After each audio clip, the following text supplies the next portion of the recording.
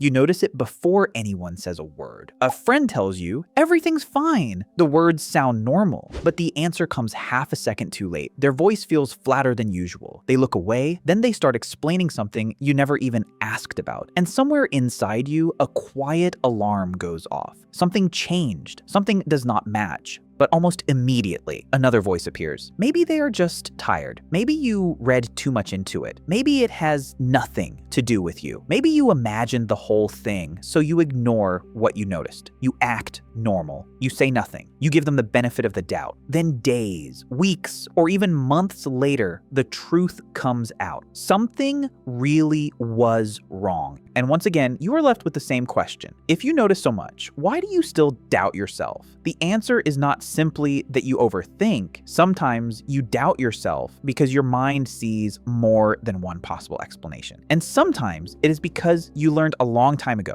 that trusting what you noticed could create problems. You walk into a room and everyone looks normal. People are talking, someone is laughing, nothing seems obviously wrong, but you feel the shift. Maybe one person is quieter than usual. Maybe two people stop talking when you enter. Maybe someone is smiling, but their shoulders are tight. You cannot always explain what changed. You just know the room feels different. The same thing happens through text. Someone sends the same words they always send, but the message feels colder. Their replies get shorter. They stop using the small phrases they normally use. Technically, nothing is wrong, but it does not feel the same. You notice tone, timing, body language, small changes in routine, the pause before an answer, the extra detail no one asked for, the smile that does not reach someone's eyes. You are not sitting there trying to study people. Most of the time, it happens automatically. Your mind compares what is happening now with what usually happens. It notices the difference before you have words for it. That is why you may say something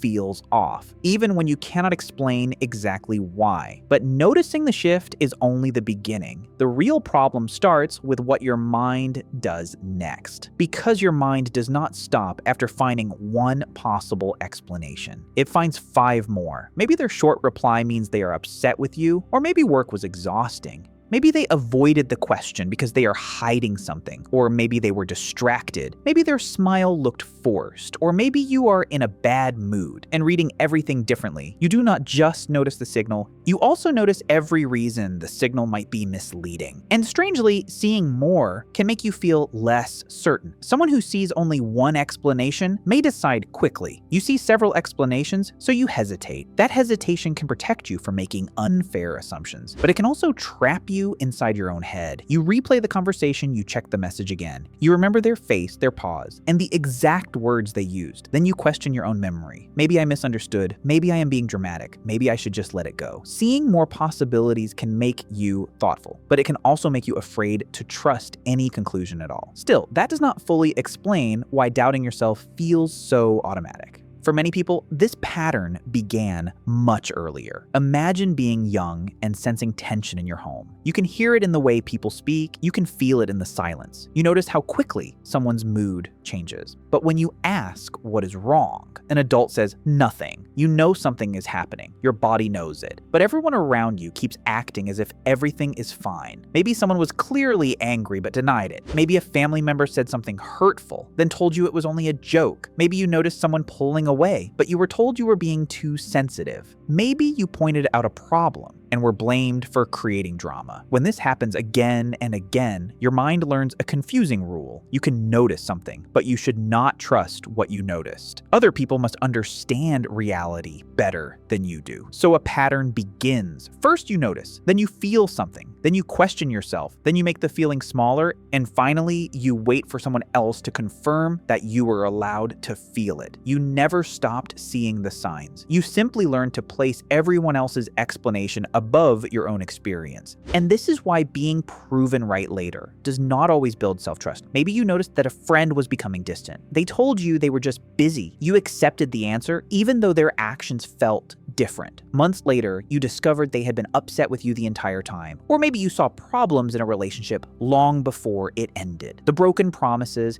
The small lies. The way their words slowly stopped matching what they did, but every time concern appeared, you talked yourself out of it. Then the truth became impossible to ignore. You were right, but instead of saying, maybe I should take my observations more seriously, you found another way to dismiss yourself. Maybe I just got lucky, maybe it was obvious, maybe anyone would have noticed. Maybe the next feeling will be completely wrong. So even when the evidence supports you, your view of yourself does not change. You were right, but you never allowed being right to count as evidence. And now we reach the hardest part. How do you know when you are noticing something real and when fear is filling in the gaps? Because intuition and anxiety can feel almost identical. Both can create tension in your body. Both can make you feel that something is wrong. Both can keep your mind locked onto one small detail. That is why always trust your gut is not very useful advice. Your gut can notice a real pattern. It can also react to an old fear. The goal is not to believe every feeling. The goal is to stop dismissing every feeling before you understand it. Anxiety usually feels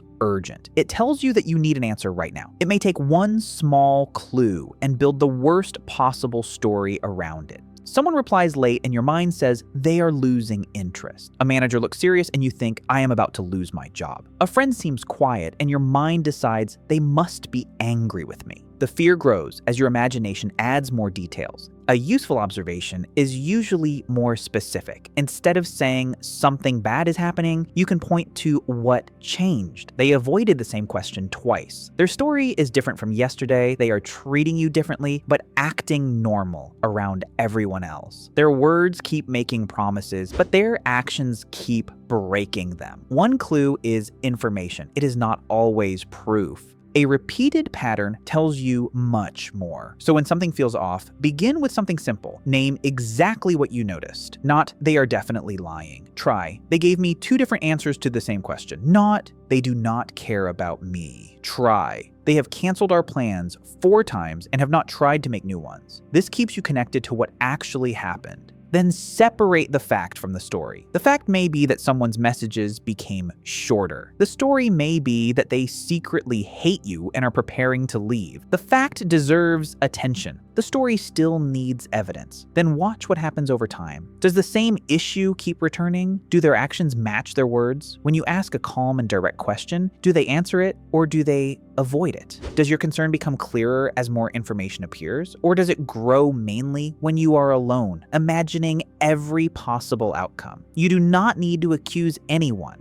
You do not need to make a final decision in one moment. You only need to stop throwing away the information your mind is collecting, because constantly overruling yourself comes with a cost. You may stay in unhealthy situations longer than you should. You may keep giving someone the benefit of the doubt long after they have shown you the same pattern. You may need an impossible amount of proof before setting a boundary. You may apologize before explaining how you feel. You may ask 3 different people whether your reaction is reasonable before allowing yourself to take it seriously. And when the truth finally becomes impossible to ignore, the pain is not only about what the other person did. There is another pain underneath it. I knew something was wrong. Why did I keep talking myself out of it? Sometimes the deepest hurt is not that someone misled you. It is realizing how quickly you helped them silence the part of you that noticed. But blaming yourself will not rebuild trust. You were not foolish. You were not weak. You may have been following an old safety rule. Keep the connection. Avoid conflict. Question yourself first. That rule may once have helped you survive situations where speaking up did not feel safe, but you are allowed to update it now. Healthy self-trust does not mean believing you are always right.